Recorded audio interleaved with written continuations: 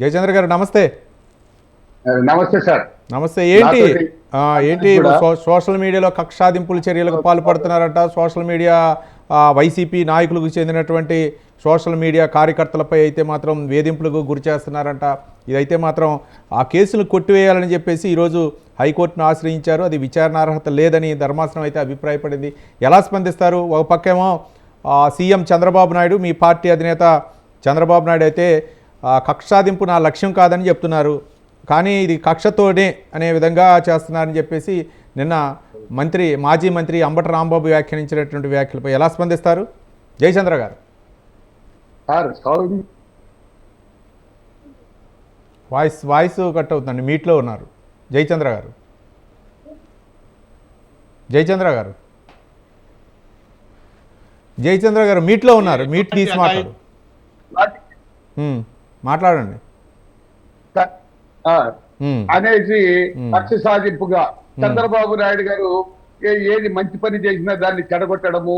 Telugu Desam party నాయకులు ఆ రోజు అసెంబ్లీలో ఏదో మాట్లాడినావు, 16 నెలలు చెప్పుకూడదు తినొచ్చినావు అన్న ఒక్క పదానికి వాళ్ళు అన్ని మాట్లాడి చంద్రబాబు నాయుడు గారి సతీమణి గారిని అసభ్యంగా మాట్లాడడం జరిగింది.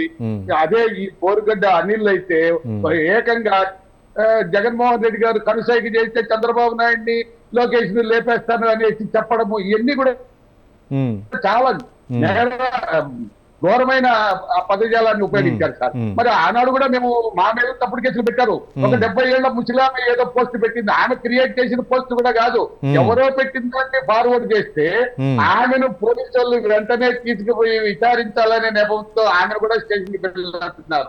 మరి ఇంత దౌర్జన్యం చేసిన వీళ్ళు, కిరాతకంగా ప్రవర్తించిన వైసీపీ పరిపాలకులు కాదు, కిరాతకులు. రైట్. అంటే వైసీపీ పరిపాలన కాదు, అది రాక్షస పరిపాలన. అలాంటి పరిపాలనలో ప్రజల్లో ముప్పు తిప్పలు పెట్టి 3 చెరువులు నీళ్లు దాపించారు. ఇవన్నీ కూడా మేము చేయాలనుకుంటే ప్రతి ఒక్కరిని కూడా ఈ 6 నెలల్లో మేము వైసీపీ పార్టీ వాళ్ళలో వైసీపీ పిల్ల సైకోళ్ళు ఎవరిని లేకుండా ఏదైతే శక్తి సామర్థ్యాలు మా నాయకులకు ఉన్నాయి, మాకు కూడా ఉన్నాయి. కానీ మాకు అది కాదు కావాల్సింది. ప్రజలు సంక్షేమం కోరుకొని ప్రజాక్షేమం కోసం ప్రజలు సుఖ సంతోషాలతో ఉండాలనేదే మా అభిప్రాయం. తెలుగుదేశం పార్టీ నాయకులు కానీ, పవన్ కళ్యాణ్ గారు కానీ, అలాగే బీజేపీ అధిష్టానం కూడా, వాళ్ళు కూడా ఎక్కడ కక్ష సాధింపులు ఎవరి మీద కేసులు ఏమి లేవు. అలాగైతే ఇప్పుడు జగన్మోహన్ రెడ్డి జైల్లో ఉండాలి. ఇదైతే కక్ష సాధింపు చర్యలు కాదంటారు. కక్ష సాధింపుల చర్యలు కాదు, చట్టం తన పని తాను చేసుకుని పోతా ఉంది. చట్ట ప్రకారమే పోలీసు వాళ్ళు కేసులు పెడుతున్నారు.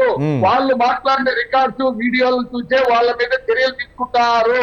దానికి మా నాయకుడికి గాని మా పార్టీకి గాని ఎవరికి ఎలాంటి సంబంధము లేదు.